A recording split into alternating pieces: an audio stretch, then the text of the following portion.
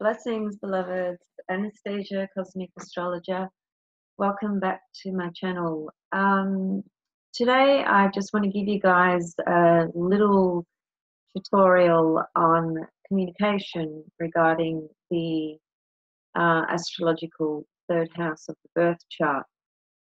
Something that is really worth paying attention to. So, we know that Mercury is the planet that is the significator of communication for an individual. So a person's Mercury describes very much their style of thinking, their style of communicating, style of learning, sharing knowledge and information, all mercurial aspects. So, you know, Mercury rules the left brain. So it's just basically the everyday general function of one's communication style. So naturally, you would be paying attention to the sign that Mercury is in, the house that it's in. The sign is going to tell you the style of how a person communicates, their thinking function, how that processes. And the house is going to show you what they really spend a lot of time thinking about. And the aspects to Mercury are going to modify, enhance, complement, or hinder how that Mercury function basically acts, you know, for the individual. So those are some of the basics. But the next thing that I would encourage you guys to look at, not that everybody will have this, but a lot of people do, is a planet in the third house. Now, the third house is the Gemini house, ruled by Mercury in the natural order of the zodiac. But when a person has a planet in the third house, not always, but on many occasions, what it tends to do is form a square aspect to the ascendant of the birth chart. Now that is really, really important because that modifies a great deal how other people receive that person's communication. So it's not just their Mercury, not just the sign it's in, the house it's in, the aspects. It's also about looking at what is in the third house. Well, first of all, the third house is going to describe the person's early childhood, particularly years of schooling. And certainly it's going to describe siblings that this person may or may not have. Sometimes people can have a planet in the third house and not have siblings. But when a person does have a planet in the third house and they have siblings, usually that planet describes a lot of attributes about their sibling or siblings, and certainly the relationship that the individual has with their sibling or siblings based on the nature of this planet in the third house. So there's that dimension.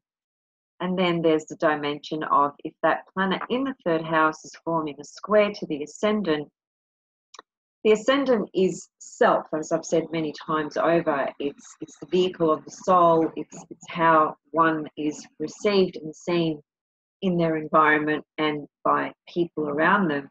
So when a planet is squaring the ascendant from the third house, then you pretty much see that planet coloring the ascendant and how that person is communicating as well.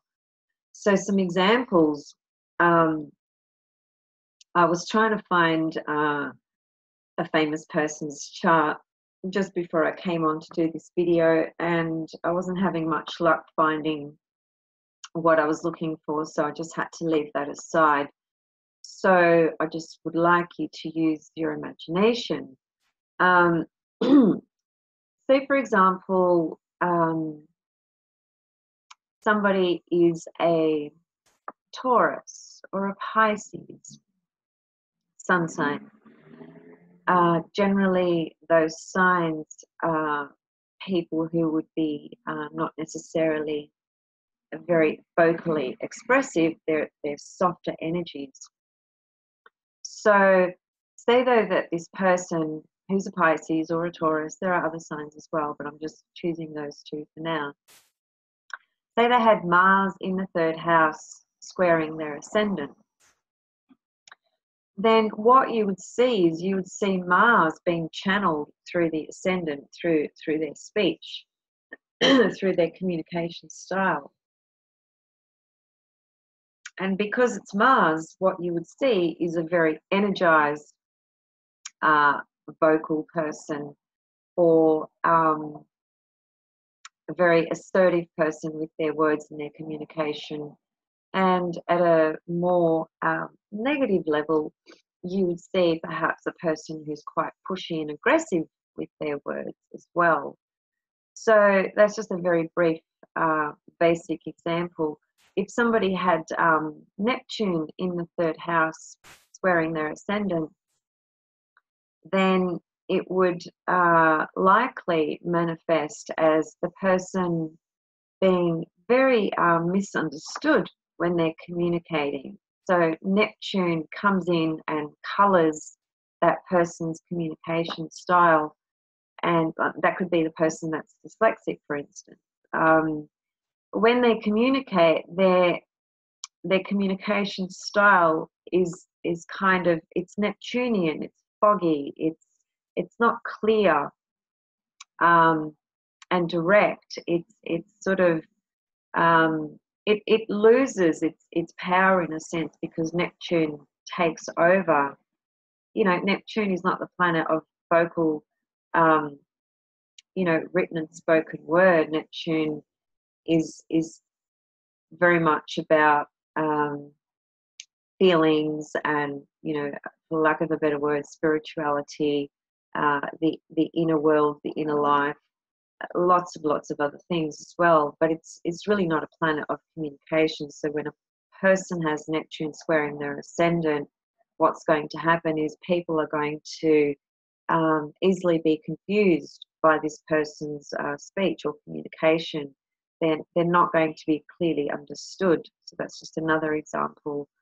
If a person has Jupiter square their ascendant, that's not a difficult one. That's, probably more just a person who can be very enthusiastic with their words and very over the top, very Jupiterian-like, so confident, all those things. A person having Pluto squaring the ascendant, then they're going to have a lot of power behind their words, and they're going to really, not consciously necessarily, but they're going to demand attention when they speak, because there's a lot of power. It's Pluto speaking through their words. So that's just something I wanted to bring to your attention in case you're not paying attention to that. It is very important. I have a close friend, for example, who is quite well known out there on a social sort of public level, and this person has Neptune squaring their ascendant, and they are very often misunderstood when they are delivering information and communicating. They come across as quite confusing when they're trying to deliver certain information and knowledge. So it depends on, the nature of the planet that's there. But always, if the planet that's in the third house and it's squaring the ascendant, it's really going to show you and say something about how that person is communicating and how they are being received or understood by others. And so, yeah, you need to pay attention to that. It's not just about the person's Mercury and the sign Mercury is in and the house it's in and the aspects that are in. So naturally, that's a very big component to your assessment of what Mercury is doing for a person, how Mercury is functioning for them. But pay attention to the third house, because when a planet is in there and squaring the ascendant, it's going to add to their whole mercurial nature and style of communication, thinking, sharing, learning, etc. And as I said, it will describe siblings as well. and the relationship one has with their siblings. Speaking of siblings and planets in the third house, although this is not square the ascendant, going back to Prince's chart, I just want to demonstrate something because I find this incredibly fascinating. So I'm just going to share my screen again. Okay, so here's Prince's chart again. And what I want to point to is, you can see here that Chiron, just down here in the third house where I'm hovering my cursor. Chiron is in Aquarius in the third house. Now, you could say it's square the ascendant, but you know how Chiron squaring the ascendant might influence a person's communication. I'm not entirely sure. Chiron is a lot more obscure with delineation in certain areas. So I'm not going to try to delineate that, but what I feel confident in delineating and sharing with you is Prince has a sister. I've just forgotten her name, probably intentionally. Now,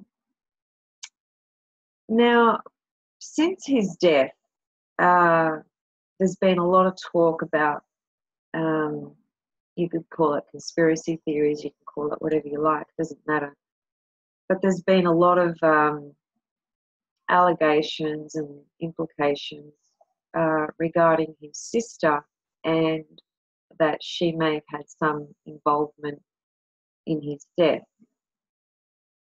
Now, I don't know if that's true, but I would not be surprised if it is. And I have to be honest, I certainly was influenced by all the things that were said about her, which were not nice things. It all related to her interest in his money and so forth. And, you know, Prince was a Gemini with the sun in the 8th house. Gemini is siblings.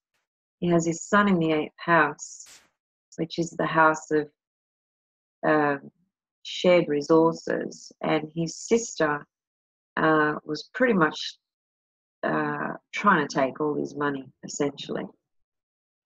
So you can even make the assessment from that.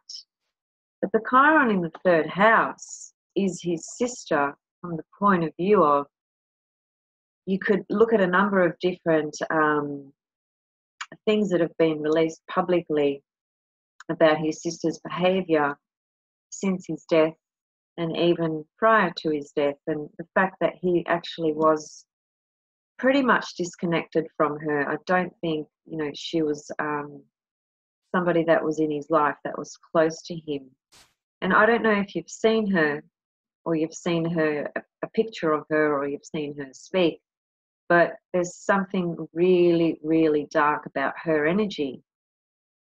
And just recently, as a matter of fact, she came to Australia, and this is what sealed the deal for me in terms of my own gut feeling about what I felt about her, and certainly everything that's been said about her. Now, so this is Chiron in Prince's chart describing his sister. She came to Australia, not entirely sure why, something to do, well, actually, I can't quite remember. Anyway, she came here, this was only just a few weeks ago. And she was on some program that we've got here, which is kind of like a late news program. And she's on a panel with about 3 presenters. And these presenters were either oblivious to what's been said about her, or just were not interested in approaching her from that angle. So the way they approached her was that they were in awe that there they have Prince's sister sitting right in front of them.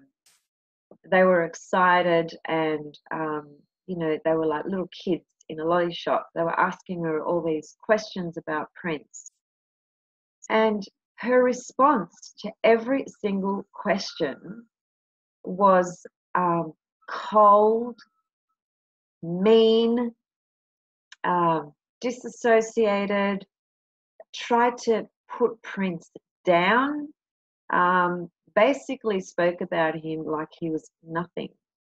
And I was just taken aback. I was just blown away by the fact that she sat there on a public television show speaking about her brother in a way of with no respect, no dignity, no honor, no appreciation, no gratitude for who he was and everything he did. And, that guy did a lot. A lot of people don't know, because Prince was such a private person. Scorpio rising, moon in Pisces, sun in the 8th house.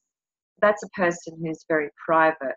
Now, naturally, because he was an artist and a performer, obviously, when he's on stage, there's a different part of his persona that comes through, because he's an entertainer.